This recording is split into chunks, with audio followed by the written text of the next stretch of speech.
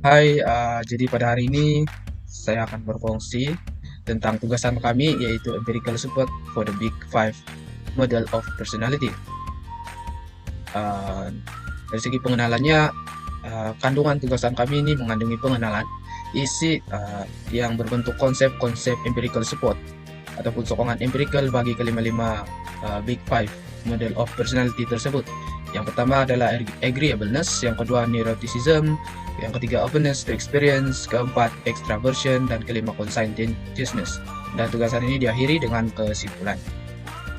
Dari segi definisi, empirical research atau kajian empirical adalah kajian yang dilakukan melalui pemerhatian dan pengalaman yang dirasakan secara langsung atau tidak langsung oleh pengkaji. Bagi Big Five Personality pula, kelima-lima item tersebut merupakan 5 set dimensi bersifat bipolar yang digunakan secara meluas dalam struktur model personality menurut Soto 2018. Jadi secara umumnya tugasan kami ini kami akan membincangkan tentang sokongan empirical bagi kelima-lima item di dalam Big Five model of personality. Itu saja, sekian. Oke, seterusnya saya akan sambung berkaitan dengan neurotisme. Oke, neurotisme ialah kestabilan emosi. Walau bagaimanapun, ciri utama neurotisme ini ialah sejauh mana seseorang mengalami emosi yang negatif. Menurut John Johnson, neurotisme adalah faktor yang menentukan tahap rangsangan. Hal ini di mana mereka yang mendapat skor tinggi pada neurotisme adalah orang yang sering mengalami kegelisahan, kemurungan, mudah marah, dan cenderung mengalami beberapa emosi ini secara berkala. Dalam istilah yang lain, mereka yang mendapat skor tinggi untuk neurotisme ini ialah lebih cenderung lebih reaktif secara emosional, sementara mereka yang mendapat skor yang rendah adalah kurang reaktif secara emosional. Oke, seterusnya menurut Patrick dan Mott pada tahun 1991, individu-individu yang mempunyai nilai neurotisme yang tinggi akan cenderung untuk lebih reaktif secara emosional dan terdedah kepada tindak balas yang kuat terhadap rangsangan. Manakala individu yang mempunyai nilai neurotisme yang rendah adalah mereka yang tidak cenderung bertindak balas. Oke, hal ini dimana secara beransur-ansur dapat mengikis kemampuan individu untuk berpikir secara logik dalam membuat keputusan yang rumit dengan sopan dan mengatasi tekanan dengan berkesan. Oleh itu, individu dengan nilai neurotisme yang tinggi akan cenderung menjadi reaktif, menjadi negatif, dan memburukkan keadaan dan mempunyai perasaan yang negatif secara berterusan. Oke, sebaliknya, mereka yang mempunyai nilai neurotisme rendah akan cenderung untuk lebih stabil dari segi mengawal emosi, tidak mudah marah, dan secara umumnya dianggap lebih tenang daripada mereka yang tinggi nilai neurotismenya. Oke, seterusnya ini akan memberi kesan yang negatif terhadap kesehatan ataupun dalam suatu perhubungan. Oke, contohnya semakin tinggi emosi negatif yang ada pada seseorang, semakin tinggi ketidakstabilan hubungan mereka dengan orang lain. Misalnya, kehadiran pasangan romantik dalam kehidupan seseorang yang mempunyai nilai neurotisme tinggi biasanya akan menyebabkan mereka merasa tidak puas hati dengan hubungan mereka. Oke, selain daripada itu, seseorang yang mempunyai nilai neurotisme yang tinggi akan mengalami masalah kesehatan. Oke, contohnya mereka akan lebih cenderung untuk mendapatkan penyakit jantung dan juga dapat membahayakan sistem immunity mereka sendiri. Yaitu neurotisme adalah antara ciri yang penting dalam kepribadian seseorang manusia. Oke, itu saja daripada saya. Terima kasih. Dan rekan saya yang lain akan sambung. Kini, saya Nurul Syuhada binti Harus Syamsuhaini dan nombor metrik BP 2011023 akan membentangkan tentang Big Five Personality. Yang pertama ialah kesepakatan. Kesepakatan merupakan salah satu daripada 5 personality yang popular di mana ianya amat mementingkan bagaimana seseorang individu itu berbeza. Individu yang berbeza itu bermaksud dari segi orientasi mereka terhadap hubungan interpersonal, dan seseorang yang mempunyai sifat ini sering mempunyai tingkah laku yang mesra.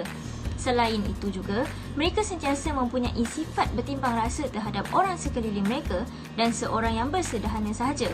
Penyelidikan kepribadian konvensional ini mendefinisikan bahawa kesepakatan sebagai dua kualiti yang berkaitan dengan kesetiaan ini ialah sejauh mana mereka bergaul dengan orang lain.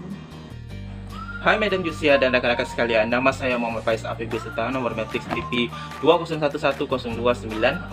Hari ini saya akan membentang mengenai tugasan 2 iaitu Empirical Support for Big 5 Personality, di mana saya akan membentang mengenai 2 item personality iaitu Openness to Experience dan juga Extraversion. Openness to experience termasuk keterbukaan kepada pengalaman baru.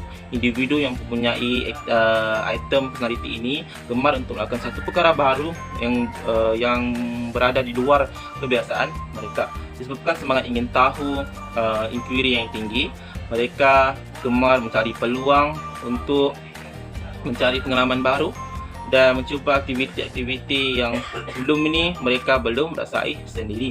Bagi contoh, pada universiti yang mengambil jurusan psikologi gemar untuk mengikuti aktiviti-aktiviti yang bercorak keusahawanan, kesihatan maupun kepimpinan, dan itu berada luar daripada bidang pekhususan mereka iaitu psikologi. Terdapat satu sokongan empirikal. Sokongan empirikal ini bermaksud dokumentasi ataupun pemerhatian terhadap tingkah laku manusia. Terdapat satu kajian yang dilakukan oleh Enoch Ang terhadap guru sekolah rendah di kota tinggi, di mana hampir kesemua guru-guru mempunyai nilai item personality yang tinggi terhadap openness to experience, di mana guru-guru ini gemar melakukan satu perkara yang baru yang di luar jangkauan mereka. Mungkin mereka gemar untuk mengajar anak-anak murid dengan mata pelajaran yang bukan bidang khususan mereka. Lawan kepada openness to experience ini adalah close-minded. Mereka tidak gemar melakukan perubahan yang drastis dalam diri mereka ataupun tidak gemar untuk mencuba sesuatu yang baru. Untuk yang kedua adalah extraversion. Extraversion ini adalah item personality individu yang gemar bersosial, berinteraksi dan berkomunikasi dengan masyarakat lain. Selain mereka petah bercakap, mereka juga gemar untuk melakukan satu aktiviti sosial yang memberikan kepuasan dan keseronokan kepada mereka. Dalam arti kata lain, mereka gemar bersosial lah dengan masyarakat. Lawan kepada extraversion ini adalah introversion ataupun introvert. Individu yang introvert ni tidak gemar untuk berada dalam satu kelompok sosial masyarakat yang ramai, kerana mereka gemar bersendirian, melakukan pekerja pun secara bersendirian. Contohnya dalam sekitaran kerja, komunikasi antara rakan sekerja itu pun adalah terhad. Untuk sokongan empirikal, terdapat satu kajian yang dilakukan kepada anak-anak pelajar pintar cerdik akademik, di mana pelajar-pelajar ini dinilai dari segi extrovert dan introvert. Daripada kajian tersebut, didapati bahawa kesemua pelajar ataupun majoriti pelajar mempunyai nilai extrovert ataupun extroversion yang tinggi berbanding introvert, kerana dilihat bahawa pelajar ini gemar bergaul dengan rakan-rakan dan guru-guru mereka dan juga staf di sekolah tersebut, dan hal itu menyebabkan perbezaan antara jantina lelaki dan perempuan juga adalah tidak mempunyai jurang yang agak besar, kerana hampir kesemua pelajar adalah extraversion ataupun extrovert. Okey, itu saja untuk saya pada hari ini. Saya akan teruskan pembentangan ini untuk memberikan laluan pada rakan-rakan sekumpulan saya untuk membentang bahagian mereka. Terima kasih.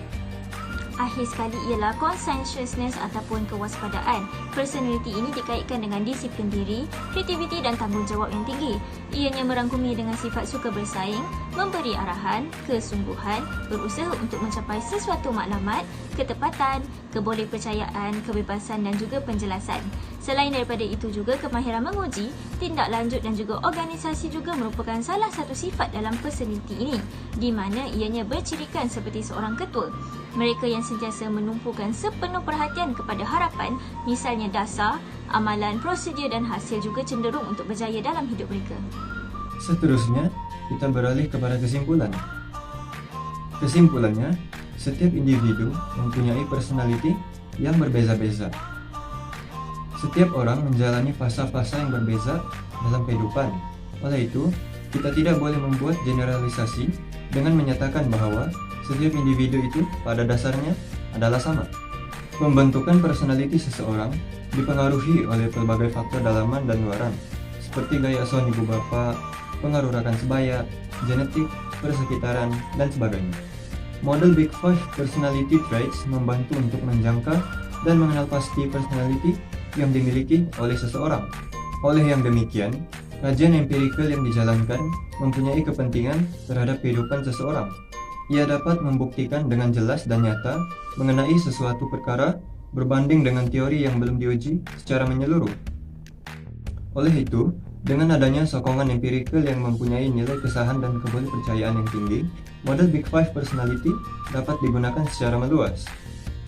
Sokongan empirikal juga menyumbang kepada perkembangan bidang psikologi, sekaligus membantu saintis dan pengkaji untuk menjalankan kajian-kajian saintifik di masa-masa akan datang.